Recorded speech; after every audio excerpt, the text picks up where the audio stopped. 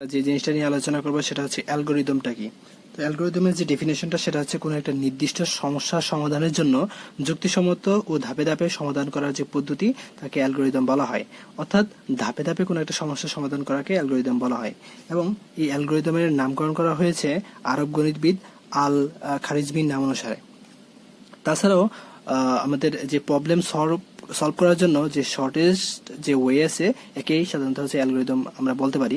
তো অ্যালগরিদম হচ্ছে একটা প্রসেস যেটাতে আপনি সবসময় চাইবেন যে কি করে শর্ট পদ্ধতিতে আমাদের যে প্রোগ্রামটা আছে সেটা সলভ করা যায়। যেমন ধরেন একটা অঙ্ক আপনি ইচ্ছা করলে 8 লাইনেও লিখতে পারেন, এবং আপনি যদি অঙ্কতে যদি খুব দক্ষ হন তাহলে হচ্ছে সেটা 5 লাইনেও কমপ্লিট করতে পারেন, তাই না? তো তেমনি অ্যালগরিদম যে যত শর্ট ওয়েতে সলভ করতে পারে সে কোডিংয়ে ততটা এক্সপার্ট হবে আর কি।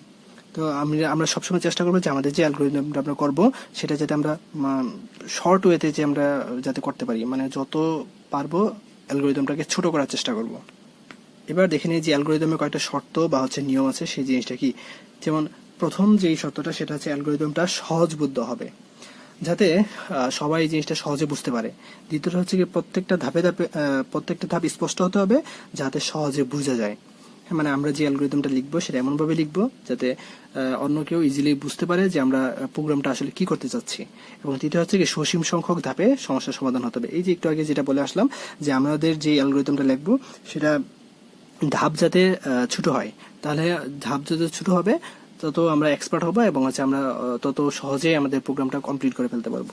এবং 4 নাম্বার যেটা আছে সেটা হচ্ছে অ্যালগরিদমটা ব্যাপকভাবে প্রয়োগের উপযোগী হতে হবে। মানে আমরা যেই অ্যালগরিদমটা তৈরি করব সেই জিনিসটা এমনভাবে তৈরি করব যাতে এই জিনিসটা ব্যাপকভাবে, মানে আমরা যেই অ্যালগরিদমটা তৈরি করব সেই অ্যালগরিদমটা যাতে অন্য কাজে, মানে একটা অ্যালগরিদম বানিয়ে আমরা যাতে অনেকভাবে ইউজ করতে পারি বা ব্যাপকভাবে ইউজ করতে পারি, সেভাবে আমাদেরকে অ্যালগরিদমটা বানাতে হবে। এই অ্যালগরিদমের কিছু সুবিধাও আছে, আমরা একটু দেখে নিই যে অ্যালগরিদমের সুবিধাগুলো কি কি। যেমন প্রথম যে সুবিধাটা সেটা হচ্ছে সহজে প্রোগ্রামের উদ্দেশ্য বুঝে যায়। অর্থাৎ কোনো একটা সমস্যা সমাধানের জন্য মানে যে তৈরি করা হয়েছে তা সহজে আমরা হচ্ছে বুঝে যায় যে আমরা কোন সমস্যাটা সমাধান করবো, সেই জিনিসটা আমরা ইজিলি বুঝতে পারি। দ্বিতীয় হচ্ছে সহজে প্রোগ্রাম ভুল নির্ণয় করা যায়। মানে যদি প্রোগ্রাম করার আগে আমরা ওই প্রোগ্রামের অ্যালগরিদমটা করে নিই তাহলে আমাদের ভুলটা কম হবার সম্ভাবনা থাকে। এবং 3 নাম্বার যেটা সেটা হচ্ছে প্রোগ্রামের প্রবাহের দিক বোঝা যায়। মানে আমাদের কোন প্রোগ্রামটা কোন দিকে যাবে, মানে কি রকম হতে যাচ্ছে সেই জিনিসটা আমরা সহজে বুঝতে পারবো। এবং 4 নাম্বার যেটা আছে সেটা হচ্ছে জটিল প্রোগ্রাম সহজে রচনা করা যায়। মানে আমাদের যে জটিল যে প্রোগ্রামগুলো আছে সেগুলো হচ্ছে আমরা এই পদ্ধতিতে, মানে এই অ্যালগরিদম পদ্ধতিতে ওই জিনিসটা আমরা খুব সহজ করে ফেলতে পারবো। মানে ধরেন যত জটিল প্রোগ্রাম আছে তাদেরকে ধাপে ধাপে সাজিয়ে আমরা হচ্ছে ছোট করে অ্যালগরিদম বানিয়ে নিব যাতে হচ্ছে আমাদের ওই প্রোগ্রামটা আমাদের ইজিলি সেই জিনিসটা আমরা সমাধান করতে পারি। এবং 5 নাম্বার যেটা সেটা হচ্ছে প্রোগ্রাম পরিবর্তন ও পরিবর্ধনের সহায়তা করে।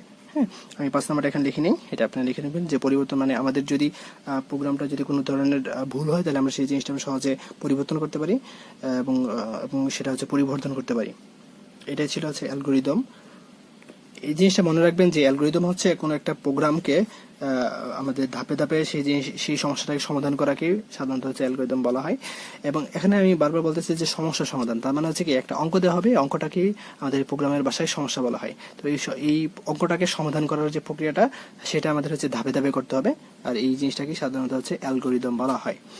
তো আমরা পরের ভিডিওতে এগুলো নিয়ে আরো বিস্তারিত আলোচনা করব।